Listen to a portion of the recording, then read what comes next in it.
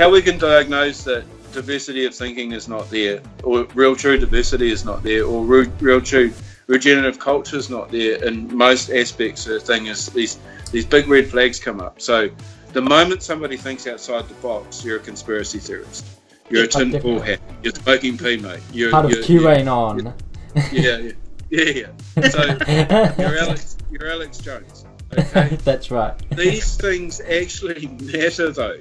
These things actually matter. How our education system works, and whether it's actually supporting diverse thinkers, whether it's actually, the education is actually for the children, not for the teachers, not for the school. It's actually it's not for, like this, at the moment, education is for the school. It's how many people it can get past. It's not even for the school, Michael. It's for the government.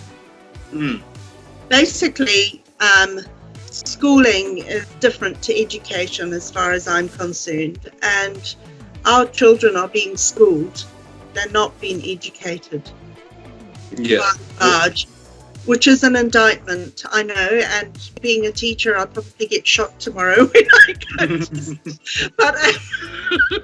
But the fact of the matter is that just the way everything is set up, it is set up for a neoliberal agenda, and a neoliberal culture, and it's going to take a whole new regenerative paradigm to change this, and it has to change.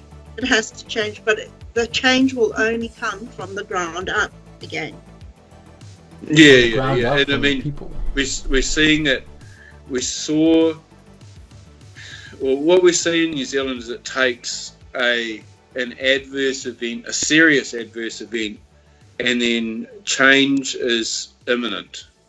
And whether it's change for good or whether it's it's change for bad, it's still it's imminent. We have to change because something just happened. Like the mosque shooting, the Christchurch earthquakes. Whatever happens in this country, as soon as something happens, it's like, well, we've got to have change. Reactionary rather than proactive. That's the problem. Yeah, and those changes are always led by a think tank of top down. So, and that's what. But really, what really happens? It's like I've said on other streams. In Christchurch, in the earthquake, the first responders were the people, and the farmers and the students scooped up all of the liquefaction.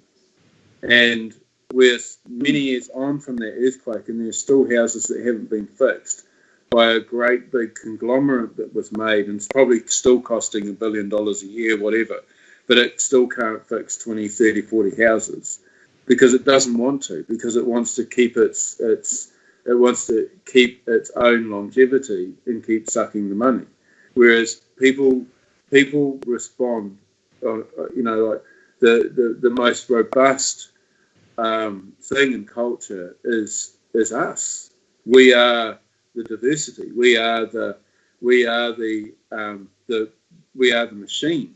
And create the culture. Actually, we create the culture. We are the manufacturers. Well, yeah. Actually, I think that's probably been the biggest lie that we've all been told, is that we are powerless, and in actual fact we are all powerful, because any relationship, any interaction builds a culture, whether it's between two people or whether it's between 1 billion people. It's that interaction and those shared beliefs that build a culture.